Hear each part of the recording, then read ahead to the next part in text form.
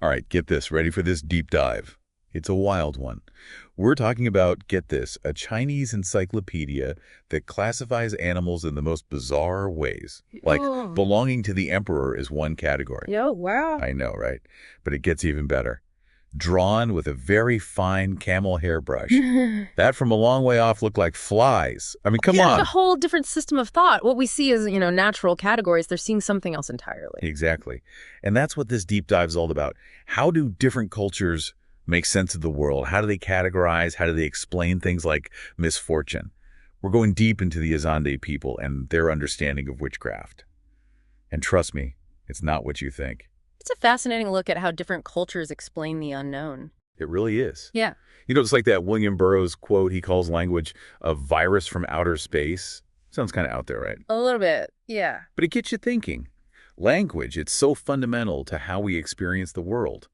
How much does it actually shape our thoughts? That's the big question. Well, that's where the Sapir-Whorf hypothesis comes in. The idea that language can actually influence how we perceive time, space, even cause and effect. So, like, our whole reality is filtered through the lens of language. Exactly. One example is the Hopi language. They focus more on processes and change rather than static objects. So instead of saying lightning bolt, they might say lightning flashing. It's about the event, not the thing.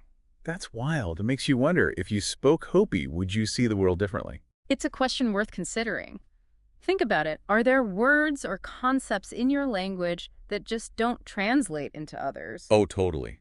There are things you just can't quite explain. And that says something about how language shapes our understanding. It's like we're swimming in language, but we don't even realize it's there. But that brings up a challenge for anthropologists, right?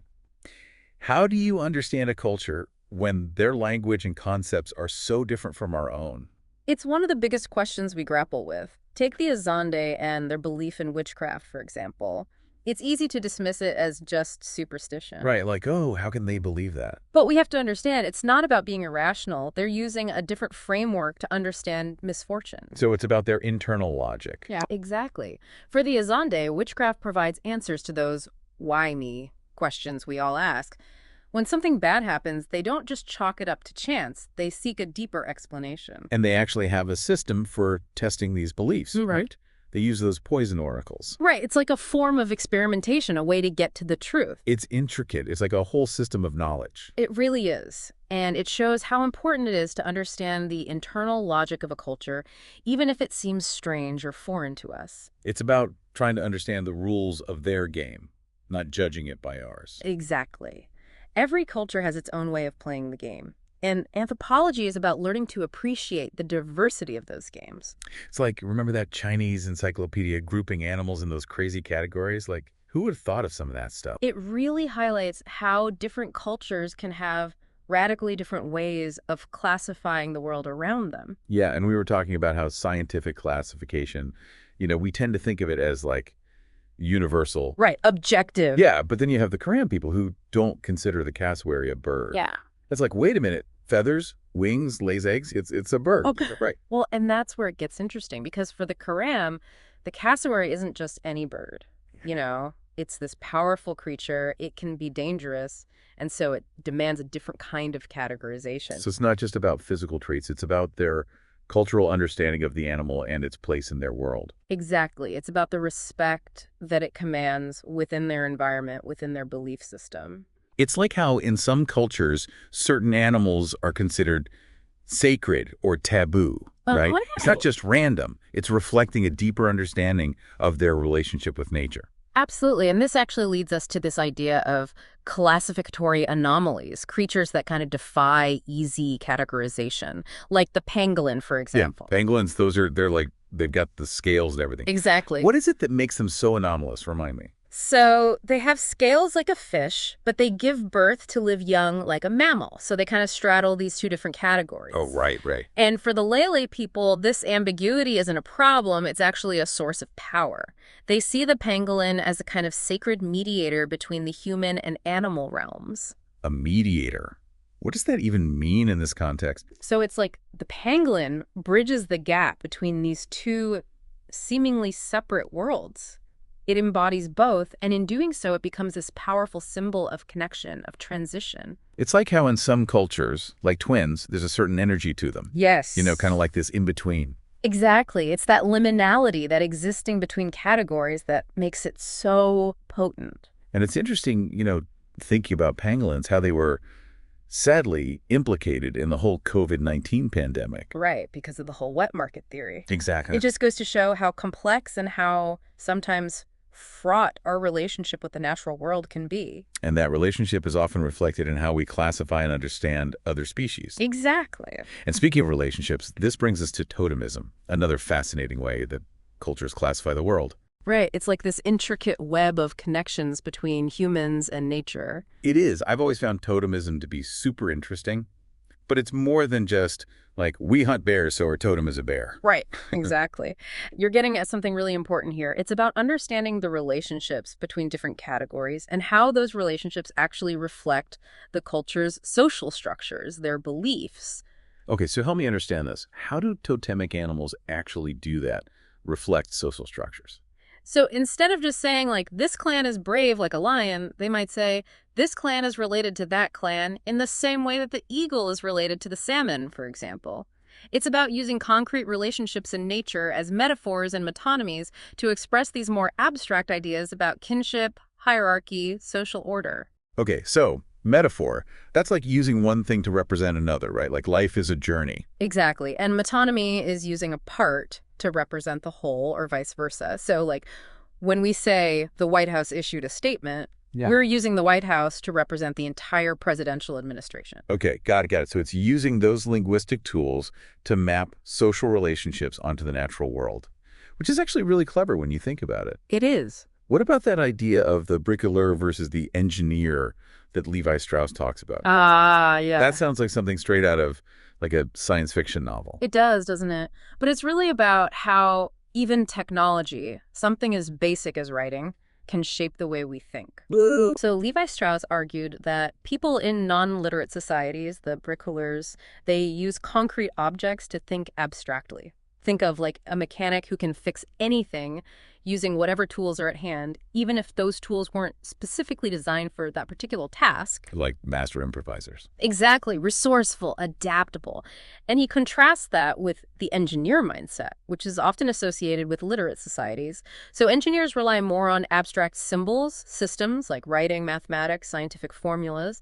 These tools allow for greater precision. You can accumulate vast amounts of knowledge, but they can also create a kind of distance from the concrete world. So it's like navigating by the stars versus using a GPS. Like both can get you where you need to go, but the experience and the way you think about the journey is completely different. Exactly. And so it raises this question. As we become increasingly reliant on these abstract systems, how does that change the way we think? It's like, are we losing something in the process? So we've gone from these strange animal classifications to language to witchcraft.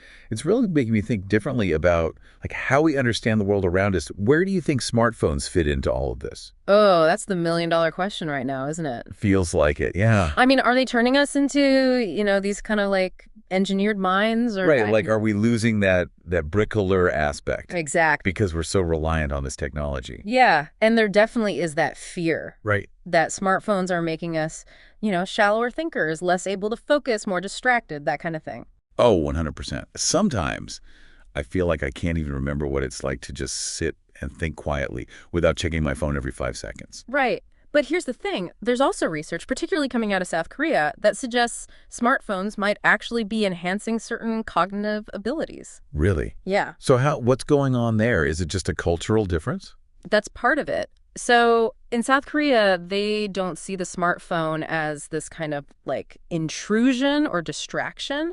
They see it as an extension of the self, a tool for navigating this complex, information-saturated world. Huh. So it's like even our perception of technology is shaped by culture. Absolutely. Just like those different classifications of animals, right? Right. Our relationship with technology, it's not neutral. It's always influenced by these deeper cultural values, beliefs. And it makes me think, how we talk about time as this linear thing, this measurable thing. Yeah. But for many cultures, time is experienced in a much more fluid way, a more event-based way. Right. It's not just this like ticking clock. Exactly. And with smartphones, we're always connected. We have access to information instantaneously. We can communicate across continents in real time. It's almost like this compression of time, blurring the lines between the past, the present, the future. Wow.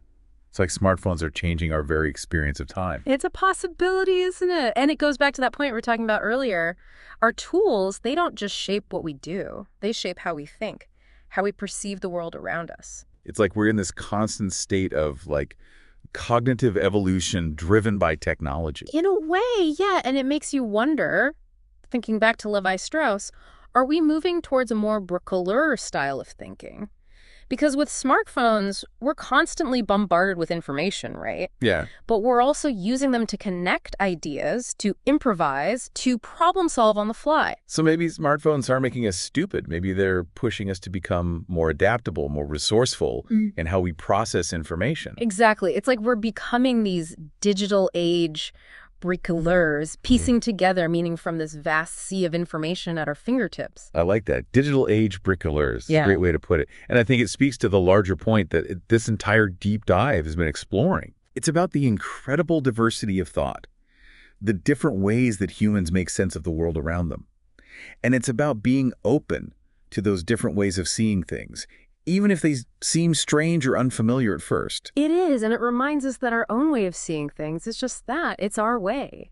It's not the only way, and that's something that's so important to remember, especially in today's world. Couldn't have said it better myself. So, to wrap things up, whether we're talking about ancient encyclopedias or smartphones, it all comes back to this. The human mind is amazingly adaptable. We're constantly searching for meaning, trying to understand our place in the world. And that search leads us down some pretty fascinating paths. It really does. And who knows what amazing discoveries are still out there waiting to be made? What new ways of seeing the world will we come up with next? The possibilities are endless. So that's it for this deep dive. Keep those minds curious, folks. And remember, there's always more to learn, more perspectives to consider, and who knows, maybe even a few more animals to classify in wondrously bizarre ways.